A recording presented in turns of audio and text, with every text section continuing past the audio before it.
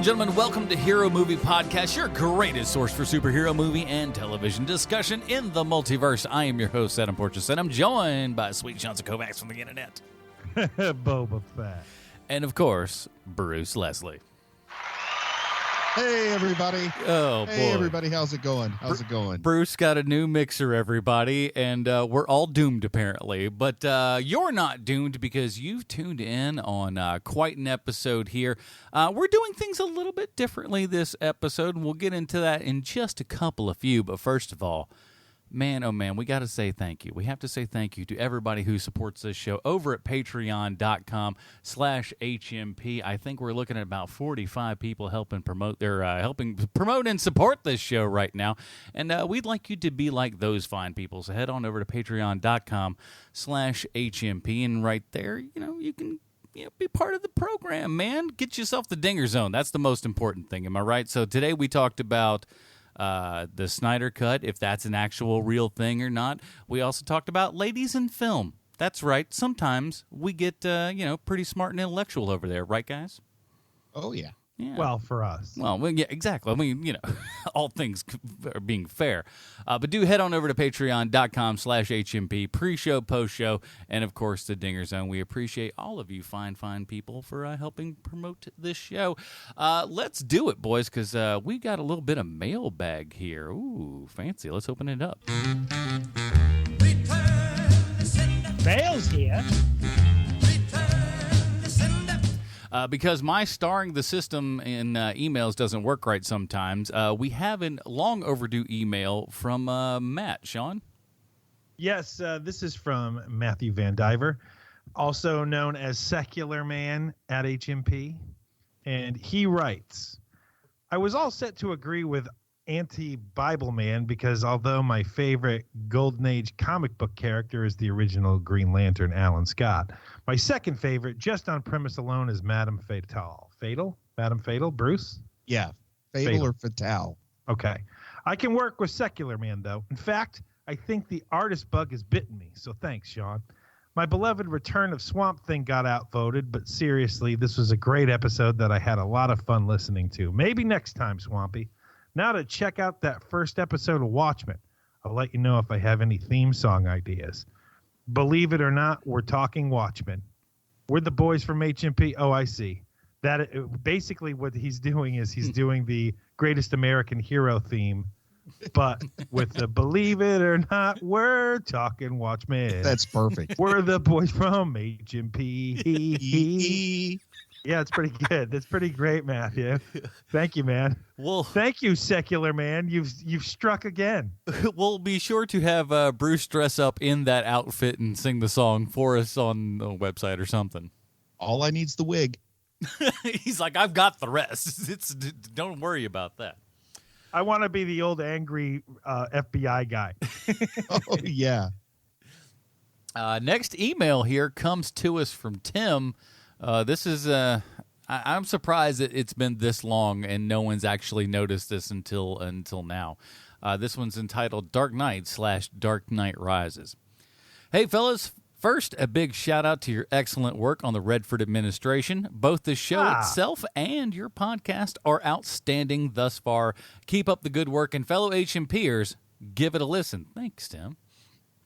Now, on to my current conundrum. I've been rewatching the Christopher Nolan Batman series recently for the first time in years. After I watched Batman Begins, I re-listened to your excellent episode about it, episode 111, and man, you boys were on that night. As I continued watching the films, I looked through your back catalog to find your podcast about The Dark Knight and The Dark Knight Rises. I find myself feeling like I've gone crazy. I could have sworn that you covered the other two Nolan films, but I can't find them anywhere. Is this some sort of Mandela effect phenomenon where I tricked myself into believing that you've covered them? That's awesome.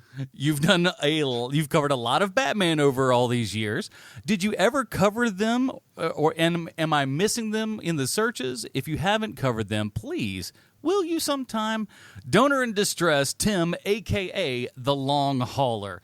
And again, these emails coming from the Patreon people. You got to love those guys. Patreon.com/HMP. I like the idea that we split the universe. It is weird. And here's the thing. We always kind of, especially with Dark Knight, maybe not so much with Dark Knight Rises, but I think Dark Knight Rises had just finished up when we had started the podcast, right? Or close thereafter? No. It predated our podcast by a bit. The Dark Knight Rises, there's no good reason why we haven't covered the Dark Knight Rises. The Dark Knight we've kind of been sitting on. Yeah, we set up and that was one of the first things when we talked about when the show started 6 years ago, where we were saying, we kind of want to hold off on the Dark Knight because obviously it's a big film. It's something that, everybody considers to be one of, if not the greatest superhero film of all time. And frankly, we didn't want to, blow our load in the first season and just be like, well, no Dark Knight anymore. No reason to subscribe to this podcast if people would unsubscribe. And so now we're just like, hey, maybe one day we'll cover the Dark Knight. Please subscribe just so you don't miss that episode. That's the theory I'm going with right now. I think we should go ahead and just commit to doing the Dark Knight Rises sometime soon. Yeah, I agree. Yeah, especially since my real name is also Robin and I never use it. It's true. Sometimes you have to find out the mystery all the way to the end. But we'll cover that one for sure. And hey, maybe in 2020. We'll pull out the Dark Knight. Who knows? But or maybe we could put some numbers over on that over at patreon.com/HMP, and maybe when we get to a particular area, we might could start. That's an unfair one to put on the Patreon because that one's going to win every single time. No. I wasn't. No matter what, you could put it up against anything. No. That wasn't what I was talking about. I was just saying that if they basically put the however many numbers that we can get to on Patreon, and then we'll actually have the Dark Knight. So we can do it like that. All right. So without delay, though, at this point, everybody, we're going to go ahead and get into our Mandalorian discussion here. Do remember that there's a little bit of salty language, not too much. Bruce kind of admonished me a little bit once we got into it and everything. So hopefully it's not too awful bad, but we just want to let you know there just in advance, just in case. So check out Mandalorian 30 Questions, and we're going to meet you on the other side of that. So see you there.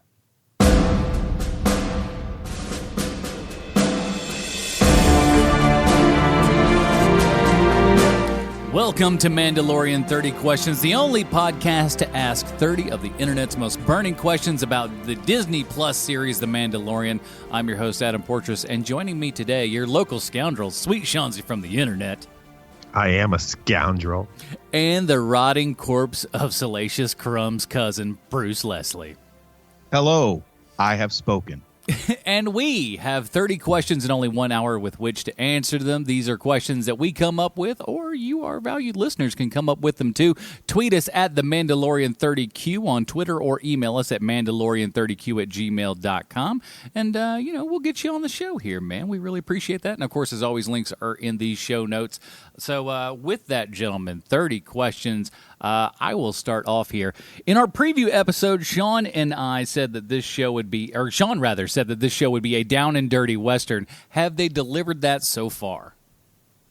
I think they have. Yeah. How else would you describe this show? It's a Western in space. and the first thing I thought when I was watching the first couple of scenes here was like, wow, this is like the what's it called? The Man with No Name trilogy, the Fistful of Dollars, a few dollars more. And then when I look and people have basically called that out, like there was no insight there. And I started having thoughts like Seven Samurai became the Magnificent Seven, and then Star Wars really borrowed a lot from the Magnificent Fortress or whatever, the samurai movie. And now it's turning into a Western. I don't know. I think it delivered. I like it. The Magnificent Hidden Fortress. Yeah, something like that. But yeah, man, bounty hunters. They're cowboys. Jonah Hex. To me, everything about this is really awesome. I was super shocked at this episode, and because again, I knew really nothing about it going in. I didn't really look at. I think I watched the first trailer, but that was about it. And I didn't read cast members outside of a handful of them that we kind of mentioned on the previous show. But man, oh man, I can't believe that this show got off to a heck of a start. If you could watch it on Disney Plus, I heard some people had some issues. Yes, some. Good I did not. Bad days. Yeah, I did well. I was able to watch it between work and surgery. It was great. There were a couple. Was it on himself? Was it on others? You'll never know. But to me, it was. I saw it early in the morning. There was only like one or two little hiccups at the beginning, but not too shabby. So it looks like, thankfully, it's not hitting everybody. Bruce, let's move on to question 2. Can we all agree to call the main character Mandy until his true name is revealed? Absolutely. I think we should call the show the Mandy. Well, yeah, because I need something to say other than the main character, the unnamed Mandalorian. I'm going to call him Mandy if that's okay with you guys. So I love it, Bruce. It's absolutely. It kind of works, and if we can put a little Barry Manilow somewhere in this show, I always say the better. So why ask for more Mandy when you can have Mandy more? Let's go. Hey, this guy over here. The first episode we have him on, and he's just going. Everybody off to duck comedy coming through. Sean, let's get number 3. Number 3, what's the better catchphrase? I have spoken, or that is acceptable? I think I have spoken, because there's no judgment with that. That's just a statement of fact. Like, hello, how are you? I have spoken. Yeah, but at the same time, too, if you work, if you're in charge of people at your job, and some of those people are not necessarily always the best and the brightest that the world gives you. I think that's the nicest thing that you can say is that's acceptable. That's about as much praise as you're going to get out of me unless you've done something real good.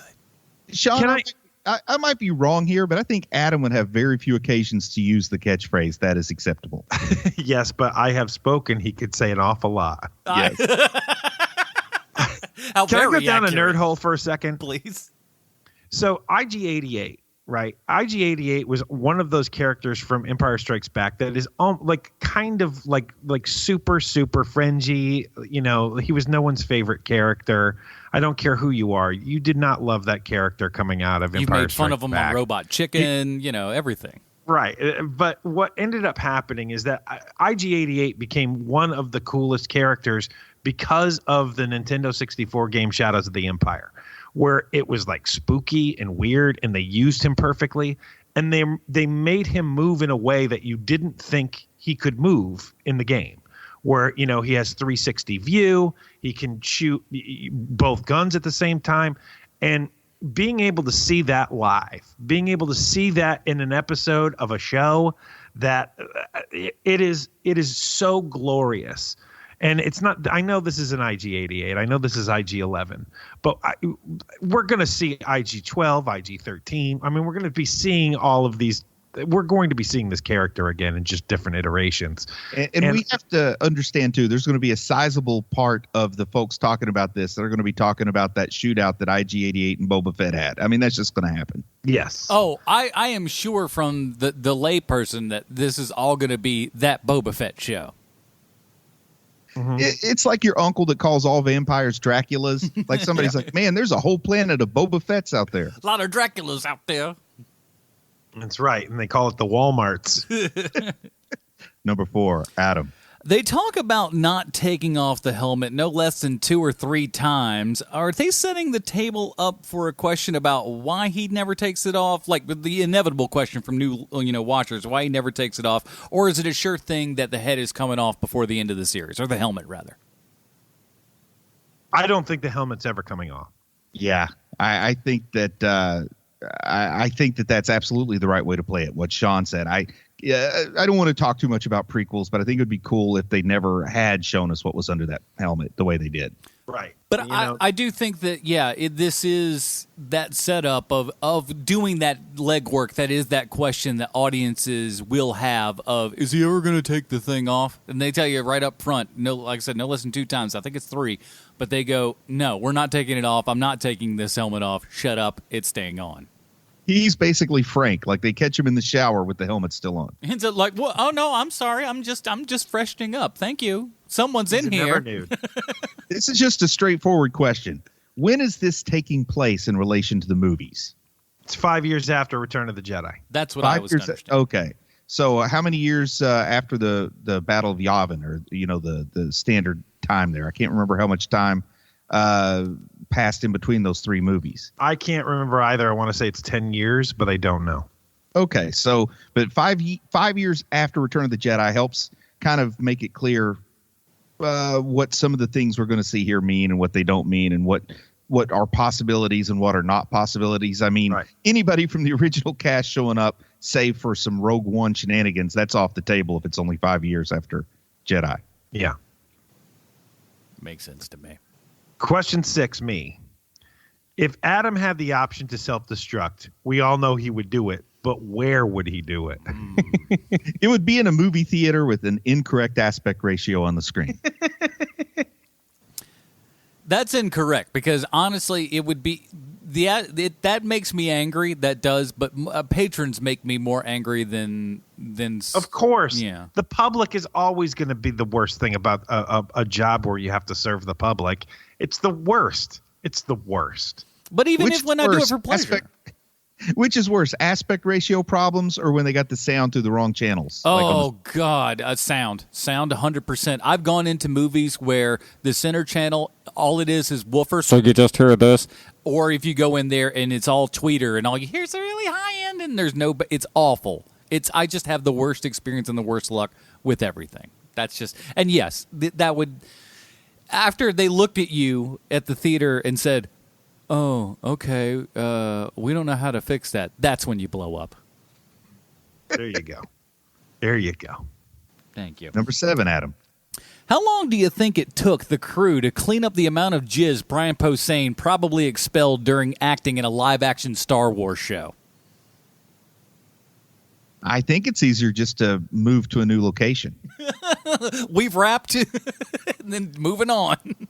Yeah, I think the interior of that land speeder probably looked like a kill room where there's just plastic everywhere. Get out the EV light here, man. It's not good. They just rolled it up after he left and threw it in the dumpster. I did see a picture of him on Twitter and stuff, and he was just like, my family is sleeping, but I'm here just, massively geeking out that I'm on a Star Wars thing, and with just a smile on his face 10 feet wide. Come on, that's got to be amazing. I mean, and good for him. He's not in like a prequel or something. He's in something that looks like it's going to be pretty fucking cool.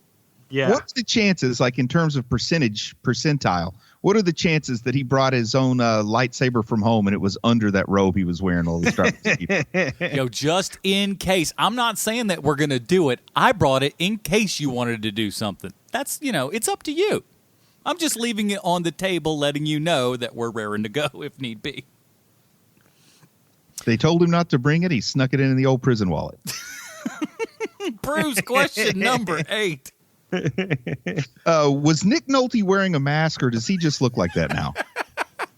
What's kind of funny is that while it is the voice, like the face did kind of look like him, which was look kind like of him a lot. It was it's not super him. creepy. I thought he was taller. He's not in the makeup. That's not him. But the face, they really did make it look like him, right? It's like kind of that's my point. Like it's just close enough that I could believe maybe that's Nick Nolte with a little magnification on him. Do you think that Nick Nolte took a look at the mask and he's like, "Hey, what's going on? Hey, what the hell is this?" I don't think he even knows that those lines he read were for The Mandalorian. He just got a $750 check in the mail with some lines to read. He's very curious as to where it came from. It's just like, where did all this money come from? I was in a Star Wars. A what? He ad-libbed I have spoken because they kept wanting a second take, and he was like, no, I have spoken. Can we use that? I think we can use that. Question 9, Sean. We see Bosk's species, the Trandoshans, a bunch in this first episode. Will we actually see Bosk? Now, as a probably the most Star Wars lay of the lot here, I'm not sure what that is. Bosk is the second most awesome bounty hunter in Empire Strikes Back. Based entirely on action figure awesomeness. Is that the Tyrannosaurus head guy? Yes, it is. That's okay. He is a lizard man. Yeah. And he has the cool jumpsuit, and he looks very scary indeed. And there's a bunch of them in this pilot episode. When he walks into the bar at first blush, everybody turns around and there's like 3 different Trandoshans in there. And so I was like, oh man, are we going to see Bosk? Because he gets name checked also in Solo, a Star Wars story. So I'm wondering if they're gearing us up for that. If we're going to see Bosk, which would be great. Why do I want to see him like operating a microwave? I don't know. It's what came to mind. Operating a microwave. I don't know why. I just think like lizard head man in that jumpsuit and everything operating a microwave. I don't know why it sounds interesting to me, but I'd watch it. I don't know. If we see Bosk, it's like they gotta be wise with what actual characters we see. So he's probably one they could get away with. I've got another one in mind, but that's for later in the episode. Right. Number 10, Adam. Werner Herzog said he felt no pressure working with producer Jon Favreau. Quote, I do not know what other films he has made, end quote. Do we expect anything less? Absolutely not. Who was the director that made Bad Lieutenant, the original Bad Lieutenant? Keep talking. Anyway, yeah, because Werner Herzog made Bad Lieutenant, Port of Call, New Orleans, or something like that, right? That's correct. Yes. Good call on remembering that title. And then they said, well, what do you think about Bad Lieutenant? Were you a big fan? Is that why you made this? He said, Bad Lieutenant, what's that? And they said it's a film directed by something that's clearly a man's name. And Abel Ferrara. Yeah, they said it's a movie directed by Abel Ferrara. And he goes, Abel Ferrara? I've never heard of her. Oh, yeah. I heard that quote before. Never heard of her. Yeah, so that's Werner Herzog. He thinks he's a true treasure, I guess. I wonder if he knows he's charmer. I wonder if he knows he's in Star Wars. Does he know what Star Wars is? Has he seen these things? I mean, didn't he make a movie about people carrying a boat over a mountain, like it was a true story or something, where a bunch of people died, but then when he made the movie, more people died making the movie than in the actual tragedy he was documenting or something? Oh, Craziness. my God. That sounds right. That sounds right. I hope he shows up more in this series. I hope this isn't all the Herzog we get. Yeah, I think that's another one that is just like, I feel like you don't get Werner Herzog to do one scene and then just kind of chuck him. Definitely not. He's Has all he ever acted before? I mean, yeah. Okay, I think of him not as an actor. I think of him as behind the camera. He was a great. I forget if it was the first or second one, but he's a villain in the Jack Reacher film, in either one of those Tom Cruise ones, and he's real great in that. Oh, cool, man. Well, maybe he'll start showing up in more stuff on Disney Plus. He does. Like He's got two of High School Musical, the musical, the series. He's got a little Bruce Willis in him, though, because a lot of acting I remember, now that I'm seeing him a lot and thinking about what he's doing, he is sitting a lot in the roles that he's in. I feel like we may have another Bruce Willis on our hands here. We will see when he comes back. I'm sure he's coming back. Please, God, Werner, be standing. Please be standing. And surely you remember him in Parks and Rec when he was in Parks and Rec. That I do remember, but Parks and Rec's like one of those things that you get non-actors to make cameos. It's no big deal. True. The question number 11. The first 10 minutes of the episode had me thinking this series was going to be a galactic midnight run. Did you guys think that, and would you consider that a bad thing? No, but we've already had Intergalactic Midnight Run. It's Thor Ragnarok. But I don't think it's a bad thing at all. Midnight Run is great, and when I was growing up, TV Guide called it one of the 100 greatest movies ever made. It is definitely one of my favorite movies. I don't know if it's one of the best movies ever made. It's one of the most movies made, that's for sure. But I mean, this would have been really on the nose. The bounty hunter with like the nebbish mark that he's trying to take in. And if it was just banter between them, I think 9 episodes would have got a bit much. I'm glad it wasn't an intergalactic midnight run. But I was watching it and, I've still got like Joker is our comic book version of the King of Comedy. And I thought, okay, so now another De Niro picture here is being remade. But thank goodness it wasn't. No, Thor Ragnarok already made that movie. Yeah, Who was the bounty hunter in that one? There isn't a bounty hunter, but it's two people who don't really like each other on the run. I mean, but Midnight Run is actually a bounty hunter trying to get his bounty to its location. Yes, if you're going note for note, you're correct. That's what I but was it's worried. still the same setup. I was worried this was going to be the note for note version. Well, I'm glad it isn't. and for the record, I would pay extra if American Airlines would freeze me in carbonite before they forced me to fly on the. This guy's had a hard on for American Airlines for about 2 weeks now. Granted, for good reason, but I love that he doesn't let it go either. You have hibernation sickness. It will wear off eventually. They tell you that, and then you go to Hawaii, they put that lay around your neck as they say that to you. The hot Hawaiian sun will thaw you out eventually. You'll be fine. Question 12, Sean. Number 12. What do you think the stormtroopers and Werner Herzog talk about when no one else is around? Because they're just hanging out in there when he opens the door. Like, they turn around and they're like taken by surprise. Oh. It looks like they're having a conversation. Do you realize that there is so much dirt on this planet? No one has any pledge. Just wipe a surface down every once in a while.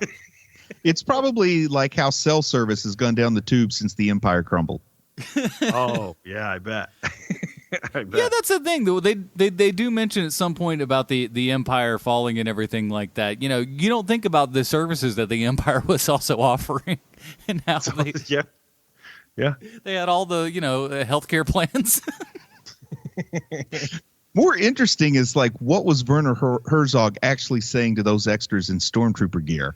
Like I bet that is the more interesting story, because I read somewhere that they actually got guys from the 501st to be extras as Stormtroopers. Oh, that's great. Yeah, that is great. But I can imagine like you're just a super big fan with the 501st. Like you're going to be in a scene with a huge star, a mega star. You can't wait. It's Werner Herzog. Let me ask you boys a question. Are we having Sbarro for lunch today? I feel like I just want to know what mundane Werner Herzog conversation sounds like. That would be fantastic. Just sitting around, just waiting for the action call. Or it'd probably be something more like, life is meant to be endured, not enjoyed. Ryan Johnson, I've never heard of her. All right, number 13, Adam. Do you know if this is the first time we've ever heard about a toilet in Star Wars? The answer is yes when it comes to this sort of thing. So, live action, yes. Extended universe, no. There's... Anyway, the answer to your question is yes. It's the first time we've ever actually seen with our own eyes a turlet in Star Wars. It's kind of amazing. Evacuate my thorax sounds like a phrase I would use too, so I like that part. We see all of these shows, and I don't care if it's like this or, any other space show or shows like 24 where no one ever poops within a 24-hour period, or even pees for that matter, much less him just going like, hey, I know you got a toilet on this spaceship. Let me go drop a pee him. I mean, how did the fat guy on Lost stay fat so long? Oh, that's a very good question. They bring up that question on the show. I watched the episode. Yeah, and they don't really answer it very well. They don't. They kind of like, look, shut up. That's our answer. Do you think they use toilet paper or 3 shells? Oh man, I'm hoping it's 3 shells. Ow. All right, question 14. Did you guys know Action Jackson was in the show, or were you as surprised as I was when he showed up? No, we knew. We talked about it on the last episode. I didn't know Carl Weathers was going to be here, and it was I had to rewind it too. Like I first watched through, I had to stop, rewind, and look and say, "Man, this is awesome." Yeah. I gotta say, the best thing I've seen him in since Arrested Development. He was not bad at all. He was actually. I mean, it's a small scene. There's not a ton for him to do, but his presence and delivery and everything was good. I feel like he's going to be around. I don't think that was a one and done. No, maybe not a one and done for sure, but I mean, in the little time that we've gotten, I suppose I could say. I'm going on record right now. I'm going to buy the first Grief action figure I find. It comes with its own Colt 45, and he's got. You say that constantly. Man. That's the wrong guy. Oh, whatever. That's it, though. They're all those smooth guys from the 70s. I can't get them all correct. I've got a Rambo action figure. Just imagine if Rambo and Action Jackson got in a fist fight. That'll be great when I get this action figure. There's got to be an Apollo Creed action figure. There's Rocky action figures. Oh, yeah. Maybe there is. I've got the Creed Jr. action figure, but not the main Creed. Creed Jr. Michael B. Jordan. Yeah, but I don't know that that's how they would label the figure. Adonis Creed. Creed Jr. It's Lil Creed, Lil apostrophe Creed. You know how we like the littles. What are we on here? 15, Sean. 15. Question 15. 2 Star Wars Christmas special references in this first episode, because you got the tuning fork gun. That's from the Christmas special. And also they mentioned Life Day, also from the Christmas special. So now the over-under on the rest of the series for Christmas special references, I'm going to put at 3.5 references. Are you under or over? Who you got? Are we talking about post from this point, 3.5? From this point forward, 3.5 more references. So 5.5 references overall. I'm taking the under. I'm going to pick the over just because if you look hard enough, somebody might build up some cockamamie connection that's maybe not that strong. So I'll take over, but I think it's just going to be 4. The bigger question is, why aren't they? Now, I can understand if they don't want to stream the whole Christmas special, and maybe Disney doesn't have the rights. I don't know how complicated those rights are, but why don't they at least have the animated Boba Fett segment to stream since they're launching The Mandalorian? It's a good point. They should. But they got to be viewed on Christmas morning. Who knows? They got to keep you, continuing to subscribe and everything. They're not going to give you it all at one swath. But then again, looking at the number of things that are available in this service, they're not skimping. Do you remember when Life Day was, Sean? Like in the Earth Christmas calendar? No, but in the Earth calendar, it debuted like the Christmas special aired really early, like November 17th or something. And it'd be great if Friday was some kind of anniversary for that. Oh, that would be great. All right. Question 16. Guys, do you think God exists in this universe? And if he does, why would he design a bipedal creature with a body that size only to have said creature be ridden by humanoids? First of all, I want to applaud the scholastic nature of this question. Thank you. There's a whole lot of education in this question, Adam. I first of all, I don't think God exists in this universe, because people are breaking the laws of physics like crazy in this universe. So I'm going to say no. And with that design, it kind of backs it up. I'm going to say that this bipedal creature with this body size to be ridden by humans would be more likely in a universe where someone like God could just create a useless creature to be ridden. Because I'm real curious how they survived evolutionarily with those baby arms. Maybe it didn't work out so well for the T-Rex. Maybe we breed them like dogs or something like that. We just kind of I want this bit and that bit and the other bit, and you just kind of make them your own little monster. Yeah, so if it's a domesticated animal, it doesn't make sense that they're running wild and you have to capture them. But yeah, that's a thought.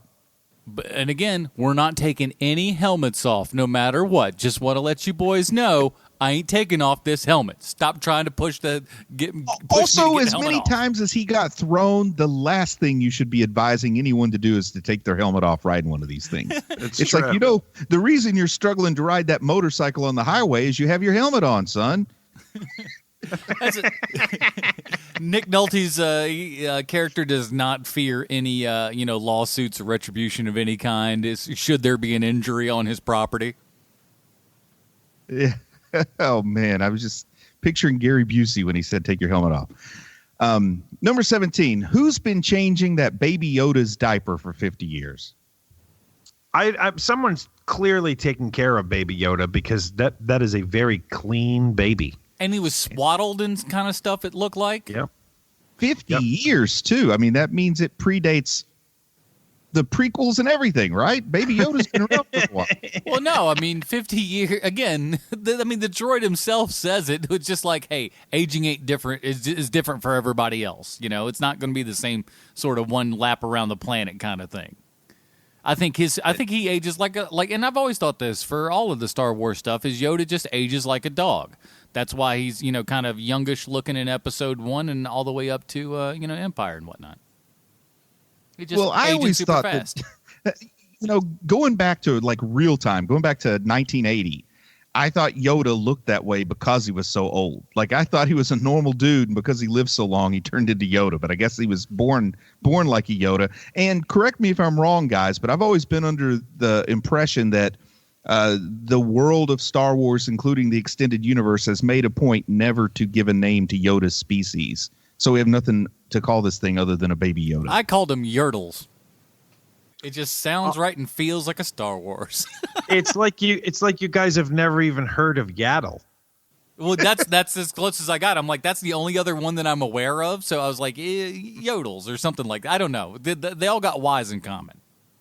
But am I wrong that that species or that race has never been given a name? It has never been given a name.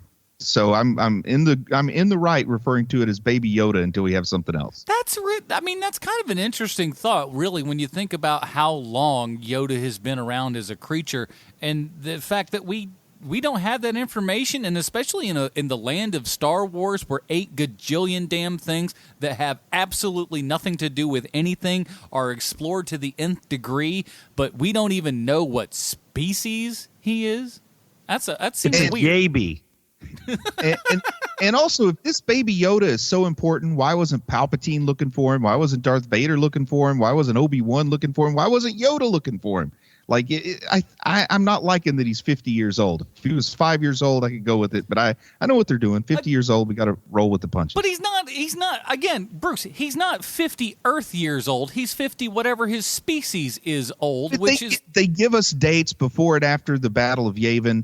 I mean, they're telling us that he's 50. Like they have the date of birth for him. Like, that's what those last 4 numbers mean. And he goes, all I can tell you is he's 50. And I think that we're supposed to take that as, if this is 5 years after Return of the Jedi, then he is 10 times that distance in time. If the years are defined differently, they're still defined consistently. Well, I mean, that's fine, but let's say for each of those 5 years is 10 years, a la like a dog, which is every year is essentially 7 years, then that it matches up. I don't think so. I think if they're saying he's like, I don't take my dog to the vet and say he's 49. I say my dog is 7 years old, and the vet knows how to do the math. Where do you come down on this, Sean? I think this baby's been around for 50 Star Wars years. Yeah, I believe it's 50 years. Okay.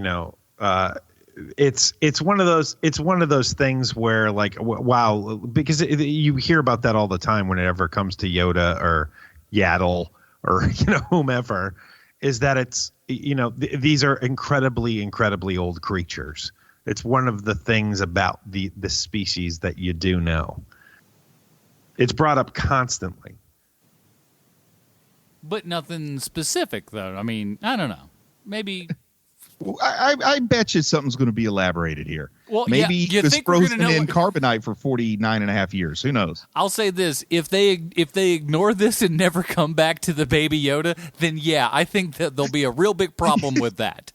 Well, yeah, he just delivers the baby to Grief, and then he gets a new bounty, and it's a new episode. Ta-da! It's like, that's it. That's all we got. What do you think? You wanted more from this character? No, we just came. Like Have Gun Will Travel. They're all standalone. All right, number 18, Sean. Number 18, were you relieved when the bounty was Baby Yoda and not someone like Chewbacca? Is that it's not specifically Chewbacca for sure. I mean, as we said in the preview episode, I want to see no one who's had more than 3 lines in any Star Wars film ever. Give me everyone else. But man, if we'd had Chewbacca or, God forbid, C-3PO or something like that, man, it would have been. That was my biggest fear, was that it would be someone that we've seen 1,000 times previously. I'm very glad it wasn't that. But it drops another mystery on us with Baby Yoda, and again, that's all we'll call him because we can't call him anything else. Baby Yoda might be the only person that it could be that I would have never even slightly guessed at. I mean, I don't care. Give me 10,000 guesses, and I'm just saying stuff like Lou Costello before I'm saying Baby Yoda. Baby Yoda. That's not a phrase that comes out of anyone's mouth because it doesn't make any sense. And also, at the same time, too, no one's talking about it. Let's go ahead for all intents and purposes, just because we've only got one person to really, well, 2 if you count Yaddle. Who knows what that's like. But we've got one guy to go through here. We think it's more or less Yoda's baby. Who's Yoda having sex with? Or does Yoda just give birth to, is he just like the male seahorse has the baby? Maybe Yoda has the baby. I don't know. Palpatine and Yoda. When he said there's another, was he talking about his kid? I don't know. Who's to say? It's another Yoda. Yeah, he just faded out, like the camera just faded out before he said Yoda. There's another Yoda. I got another one of these. I've been planting seeds all around Tatooine or wherever the fuck we are in this show. Hey, the baby's mother is pure metachlorians. It's Yoda and metachlorians. Oh, sweet Jesus. Anakin didn't have a father. Anakin didn't have a father. Baby Yoda doesn't have a mother. I thought we kicked George Lucas out of this fucking franchise. Oh, man. Language. This is going on 2 feet. But then again, everybody... Oh, that's true. But then again, everyone at the same time, too, has... I forgot because I've just been warned about language, and I totally forgot we were doing this on 2 shows. Go ahead. What's the next How question? about asking question 19? Adam, 19. Okay, question 19. Nick Nolte and Taika Waititi do fantastic voice work in this episode. Do you think they'll be back? Because, one character got killed and the other one just kind of got left off like the end of Ghost Rider. I think that Taika Waititi's coming back for sure. I know he's directing an episode, so he's going to be around. Nick Nolte, I want Nick Nolte to come back more than Taika Waititi. So I don't know if he will come back, but I want him to. That's fair. Like a totally different character, just the same voice. Just like, oh, hell. Yeah, he's just the voice of every Ugnaught. Yeah, that's what I was saying. More Ugnaughts, but the same voice. Hey, all the clones had Jango Fett's voice, so you never know. It's not a question on our list here, but just for me, was that Ugnaught? Was he on Tatooine? I mean, he's a moisture farmer. So, are there other moisture farmer places? There's got to be. I mean, if you're in a desert, you got to figure that there's got to be moisture farmers. There is no supply of moisture in these deserts. It's ridiculous. You got to make your own. I mean, every time you just like, I'd like a little bit of moisture, please. No, time to go farming. It looks like it's really easy to go from one planet to another in this galaxy, but it looks really hard to farm moisture. So I don't understand. We've conquered interdimensional space flight at the speed of light and everything, yet we still can't get enough usable water out of this desert air. It's kind of astounding. But no shortage of blue milk, so we're good there. Oh, the blue milk is everywhere. You can't stop that. All right, question 20. The Mandalorian, or Mandy for short, as we've established, gets a new pauldron this episode. Will he get completely new armor, one piece at a time, by the end of this show? Yes. So, pauldron. Now, for those of us that skipped Armory Day at school, what's that about? Did you see when he got a new piece of armor put on his shoulder? Yeah, the shoulder pad thing. I call that a shoulder pad. It's also called a pauldron, but yes. In the show, they even say, you've earned a pauldron. I thought it was cauldron. I screwed that one up, apparently. All right, fair enough. Great. She gave him a big pot. She's like, job well done. Here's your cauldron. It goes double, toil and trouble, if you forget. We wrote it on the back. No foreshadowing or anything, but it perfectly fits a Baby Yoda. We're having Baby Yoda soup for dinner. Oh, it's delicious. Bit of a delicacy. Well, I think the new armor is going to look... What if he gets totally new armor and by the end he's Lady Phasma? Hey, listen. Crazier things have happened on these shows. All right, number 21. 21. How long before Mandy keisters someone with the rifle fork thing? I'm kind of surprised it didn't already happen. I am too. That's why I think it's going to happen very soon too. Yeah. Will it be intentional or accidental? No, I think that it'll be on purpose to show you how clever he is. It's got to have an awesome sting to it and everything, just really getting in there. But I think that would be great. And I want to see more stuff like that because one of the cool things... Darn near killed it, right? Yeah, one of the early ones here also kind of ticked off a bucket list thing for me was a guy getting chopped up in the iris of that door. Oh, that was cool. Yeah. One of the sweetest scenes. And that happens early on, man. I love that. I want more stuff like that. So yeah, if you want to see people getting stabbed through the neck with the little fork thing, I'm all about it. Yeah, I'm not talking about through the neck. Wherever. I'm talking about the keister. Yeah. Oh, literally. That's why I think it's like somebody stops suddenly when they're running away from one thing and the person in front of them stops suddenly. Let's just say Werner Herzog and he accidentally keisters him. That's what I want to see. I have accidentally been penetrated. Oh, it's not nice. I don't know where the voice went. All right, number 22. Do you guys know? Did you guys know that you needed the railgun blasters in your life as much as I do? Is that the big gun he takes over when he's fighting? He jumps on Yoda? that. It's a big giant like kind of laser, Gatling gun or something like that. The first 2 seconds, I thought, oh, this is so stupid. Why would you? That's just cool. That's just ridiculously cool. It doesn't make a lot of sense. It was my son's favorite scene. Doesn't make a lot of sense, but it is what you as a kid would do. Is like put them on this and just mow them all down. It's so cool. Used very well twice, because you have that moment and then you have the funny moment later when they're trying to break into the room, and they both just look at each other and then they look at the gun and then they shoot the door. It's pretty great. Yeah. It's really setting the bar high for the follow-up episodes to have some great action set pieces. I have no doubt they'll be able to kind of keep that up, because this is a world where at any point cool stuff can happen. Yeah, they've set it up really well for that, haven't they? Yeah. Question number 23, and this is one that really kind of bugged me. Did Mandy seem incompetent when he let that blurg sneak up on him? Because they don't seem stealthy to me. No, it's got to be a big thing, but I will say this, and this was maybe a complaint that I had about kind of the CGI of that character, is that it seems super light, Like when it walked around, it didn't feel like it had the real proper heavy weight to it and everything, and again, I think that's because it's kind of a bipedal sort of thing, and they don't really know how to make it feel like it's got the proper weight or something. But at the same time, too, I don't know, maybe he just doesn't have good peripheral vision in that helmet there. What do you think, Sean? I think it just kind of was inconsistent, though, to have him be the baddest bounty hunter on the planet. Everybody's heard of the reputation of the Mandalorians, and he does cool stuff in a couple of different fight scenes. But out there in the open, this big thing kind of comes up on him, no problem. Yeah. Sorry, guys, I had to re-up on my coffee. I think that it is, It's a nice little thing, because it's showing you that he's not perfect, that the Mandalorian does make mistakes, that Mandy makes mistakes, which you need to show. There's nothing lamer than when you see Batman fight 50 guys and no one ever gets a punch in. It's one of the things that the animated series did really well. Mm-hmm. But I think that you have to have moments like that with this character, or the character's just going to seem always invincible, always. And to me, it felt like a nice visual callback to episode 4 to Star Wars. When Luke's out there and he's looking through his goggles, and then right up on top of him is the Sandman.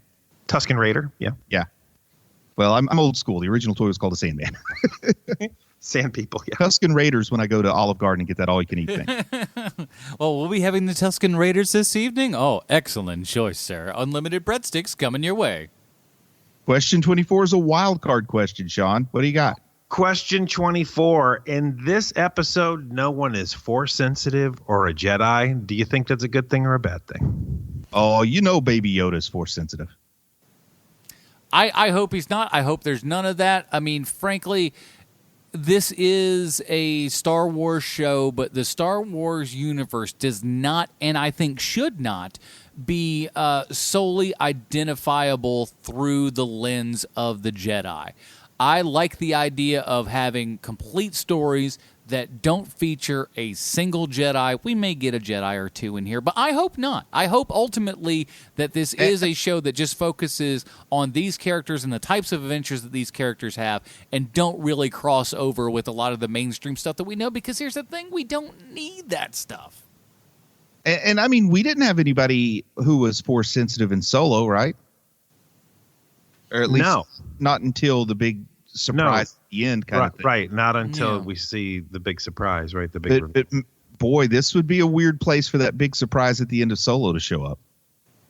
But I do like the idea. I mean, the whole point of what makes being Force sensitive special is that it doesn't happen every day. So I like the idea that you could travel quite a bit in the galaxy and not run across anybody who's Force sensitive, particularly after at least 2 of them were taken off the board 5 years ago. Yeah, I mean, that's very specifically what I like about it, is that there's basically right now one guy who knows the Force at this point in the entire universe or galaxy. And who To be knows more where specific. he's at, in this kind of timeline at that, And then next episode, maybe a whole bunch of Palpatine clones show up. No, I think they're saving Palpatine for something else. But They are indeed. yeah, but I like this whole idea. I mean, again, I just keep it on this ground level troop thing, and I don't even want to be frank. I don't even need to see that much space travel. To be quite honest, if you want to throw a little in there, that's okay, and maybe we're just use that as an excuse to visit another locale or something like that. That's perfectly fine. But I don't necessarily think we need all that, and certainly Jedis are not the way to pepper this up, at least for my taste. Yeah, I agree. And suddenly your main character, Mandy, the bounty hunter, maybe seems less cool if you've got some Force-sensitive characters showing up, too. So I like this. Yeah, Just you don't want to. Yeah, I never thought about actually, kind of crippling your main lead there and everything. And if a Jedi shows up, that's certainly in the eyes of majority of people that are looking at it, going like, "Oh, there's a Jedi over there." I mean, come on, I'm a bigger fan of the Jedi than I am of this bounty hunter. But I do say that baby's got to be Force-sensitive, but it's a baby, too. So it doesn't matter. I feel like it'll be a linchpin of some sort.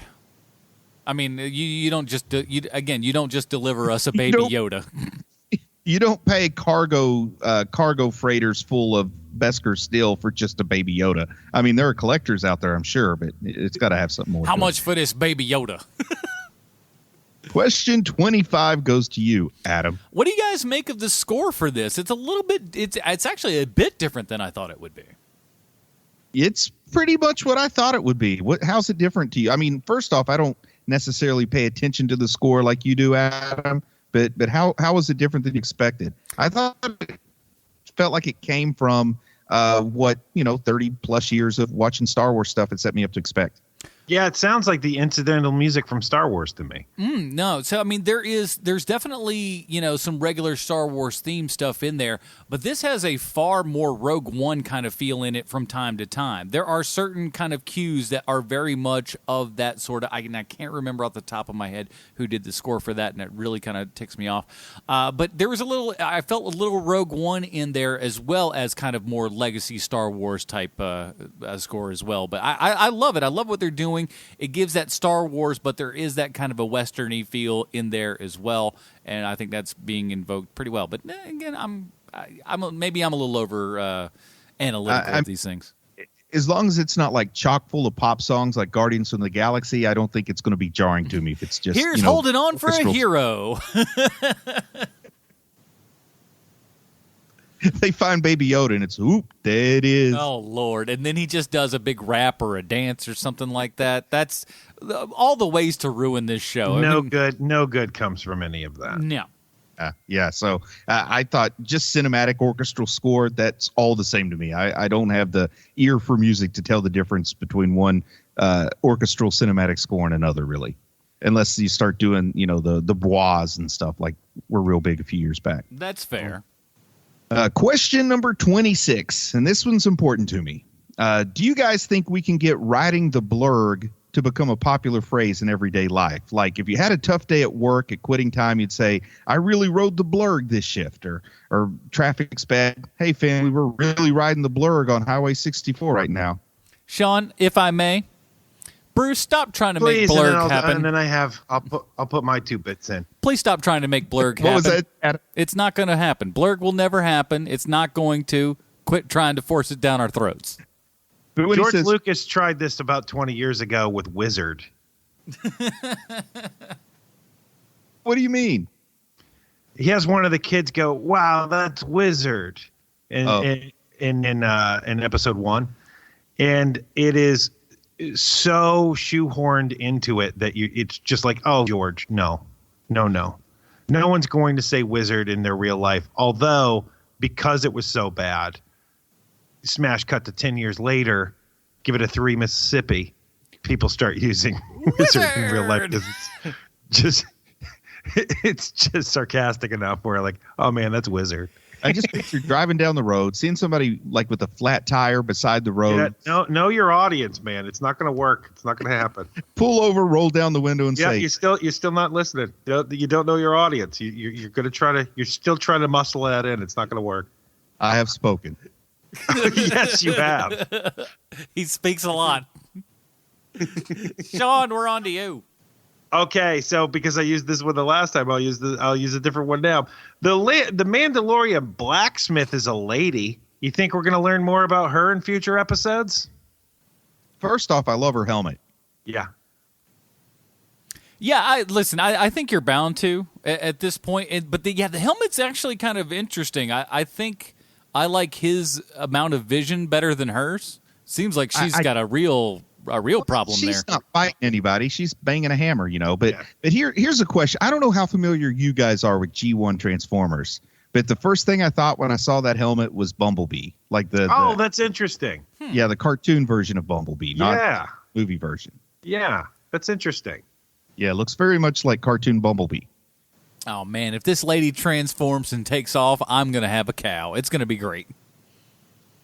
Yeah, there was a whole thread on Reddit about how somebody thought it was about a man who turns into a DeLorean when they saw the name of the show. I really wanted that DeLorean show, but, too much cocaine. They made that show. It's called Turbo Teen. Yeah, only this one, he's a DeLorean who can travel through time. Automan, the DeLorean edition. All right, on to 27 here. Or excuse me, 28 rather. Pardon me. Excuse me. I don't know how to count. With only this pilot as your guide, where do you think this season's going to go? Well, do you mind if I go first here? Please go.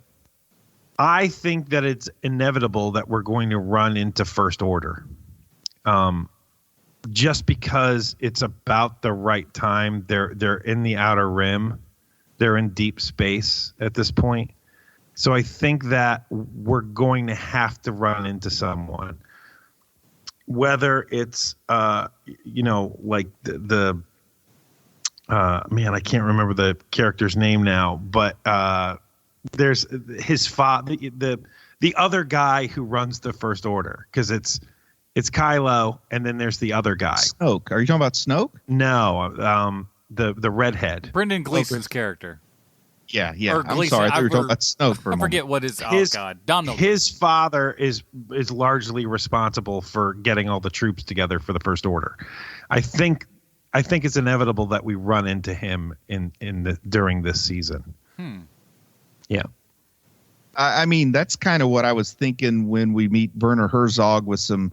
The stormtroopers are more or less hiding out because they've lost so much at this point. I kind of feel like what he's doing is trying to gather resources for the First Order, even if that's not exactly what it's called. And I think we're going to do. I mean, I'm trying to think what are the reasons for this. And I think in comic book terms, you always set the comic either right before or right after the movie, and it's to bridge a gap and to give us a little extra. And I think it's going to probably work twofold. I mean, we saw a little flashback and how he was a foundling, so we're going to look into like a Mandalorian civil war or whatever was going on in Mandalore when Mandy was a youngster and what caused Mandy to become a foundling. And then we're going to look forward to where the roots of the First Order are being laid down.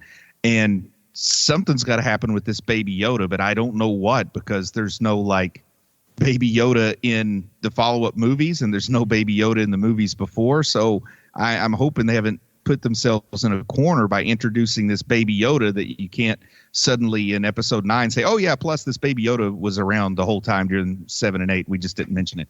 Yeah, that's true. I do like Werner Herzog kind of being the seed, maybe not the guy who starts it, or you were right, Bruce, maybe not says the word First Order outright and anything like that, but it would be that seed that would plant to start the First Order and everything like that. I think that's a pretty good idea.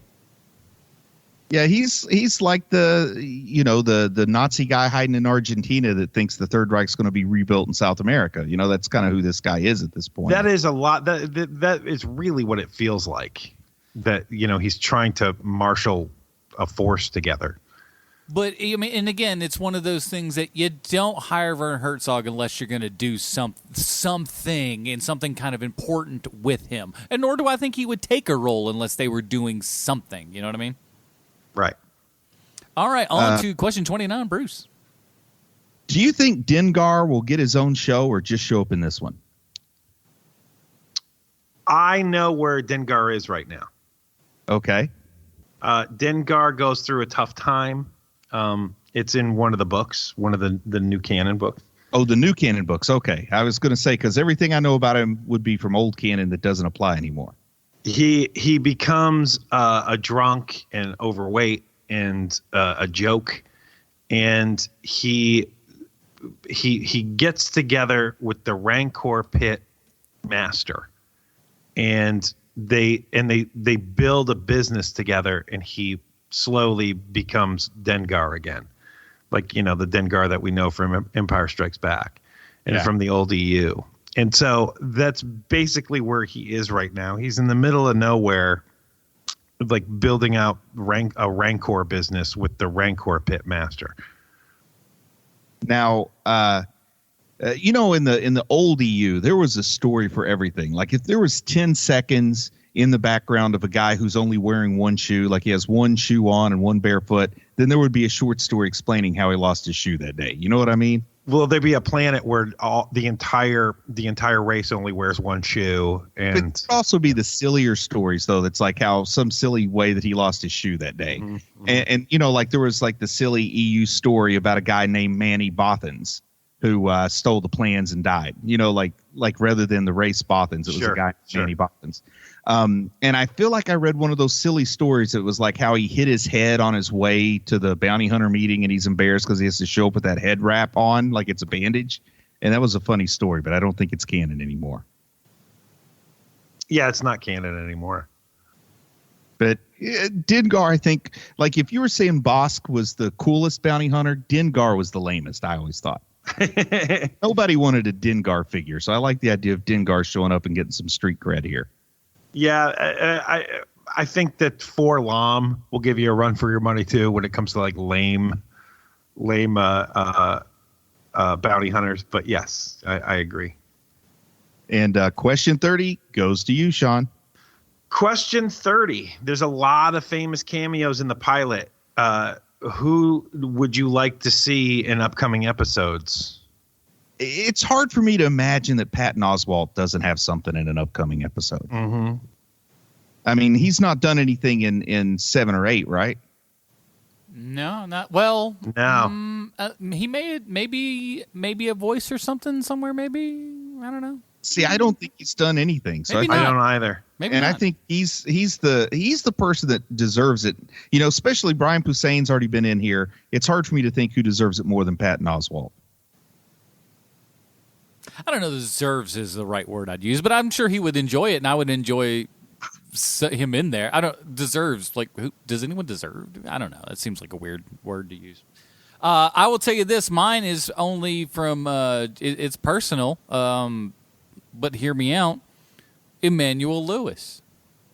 I mean, he's a little guy, so we can dress him up in all kinds of stuff, make him funky space, and let's be honest, we got an amazing performance out of Carl Weathers this week. Who's to say you can't take Emmanuel Lewis and make him fantastic?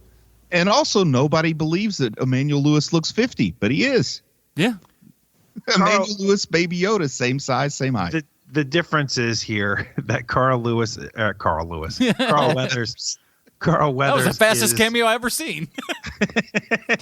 Carl Weathers is also a very, very, very good actor. Whereas Emmanuel Lewis is a novelty. Yet to be proven. The reason why I asked this question is because I not only would I like to see someone in this show do a cameo, but I even know the character that I want him to play. And that character, that actor is Nathan Fillion. I would love to see him in this show. Oh, I think the world would like that. And I would love to see him play Dash Rendar. Dash Rendar is the main character of Shadows of the Empire, the Nintendo 64 game. and he's basically Han Solo, but he's not Han Solo. I mean, it's the same guy, but it's not the same guy. I mean, like I can't remember what the name of his ship is, but to call it the Millennium Falcon wouldn't be too far off. I mean, it's like that close. And so I would love to see Nathan Fillion in the show. I would love to see him as Dash Rendar. I would like to see him be cheesy. I would like to see him be way too much. I think he would be great. Well, Sean, I don't know. Have you kept up with the comics, the Marvel Star Wars comics, the last? I stopped a while ago, but I started around the Rebel jail. Like that's about the time that that's the time I ended, where they had. I probably ended around that time. I ended about the time of the Dr. Aphra standalone miniseries. Yeah, is Dr. Aphra still up to good stuff in the comics? Do you have any idea? Like she hasn't died or anything? I know she hasn't died, but I don't know the answer to that. And like I don't know who would be the actress to play the part, but I feel like if First Order's getting fired up, maybe you have a little Dr. Aphra in this series somewhere, like a totally new character in terms of live action, and it's like the new EU. So I don't know. I might be interested in that. I think an Ellen Page as Dr. Aphra would be great. Yeah, I could go for that. I want to see Helen Mirren in something. I don't know. I just think she'd be cool in a Star Wars. Add some class to this joint. Finally, you know what I'm saying? Hey, was it Peter Cushing? He looked good the last time I saw him. that last time in Rogue One, he looked fantastic. Golly bum. Yeah. You wouldn't say he aged today. But that is it, everybody. That does it for our first official episode of Mandalorian 30 Questions. Remember, if you'd like a question to be considered for the show, tweet us at Mandalorian30Q on Twitter or email us at Mandalorian30Q@gmail.com. Bruce, is there anywhere else where people might be able to find your work on the internet this week? You can check out a podcast that I do and let other people join sometimes. It's called Hero Movie Podcast. Oh, go on. Yes, you can find it anywhere that you can type the letters H, M, and P, and in return get a podcast where we talk about movies and stuff. Huh. And relate everything back to Sylvester Stallone. Who else does that? No one. And for good reason, because they're not as good as we are. Sean, if people like the format of this show, what with the 30 questions and whatnot, where could they get more of this action? You can find us at the Redford Administration, which is our Watchmen podcast. It's weekly, and we weekly ask 30 questions about the recent episode of Watchmen. And I'm just going to say it. It's pretty good. It's pretty good, guys. Also, I want to thank Matthew Van Diver for his email. We still have not read your email. I'm sorry, Matthew. We will read it on HMP this week. Absolutely. And now our next episode will be released on Monday, and then every Monday after that, as this is the first episode here, and our next episode is out on a Friday, which is super good because I really want more of this Mandalorian action as soon as we possibly can. So our next episode will be releasing on Monday, and then every Monday thereafter during this Mandalorian season. So do us a favor, everybody. Just go out in there and rate it and review us on iTunes. We'd really appreciate that, and we appreciate all of you for listening. So this is the Mandalorian, blah, blah, blah. I don't know. For Sean Kovacs, I'm Adam Portrais, reminding you bounty hunters that he's no good to me dead. All right, everybody, that was our episode of Mandalorian, but you didn't think we were done yet, did you? Oh, no. There's slightly bit more onto our content here because we do have to ask ourselves one of the most important questions. That's right. You didn't think we were going to forget it. Sean, how does this television show relate to Sylvester Stallone? Thank you, Adam. I have no prepared statement. We call it a semi-prepared statement where I'm come from if you do it like that. So I thank the good Lord above for the fact that a couple years ago a movie came out called The Zookeeper.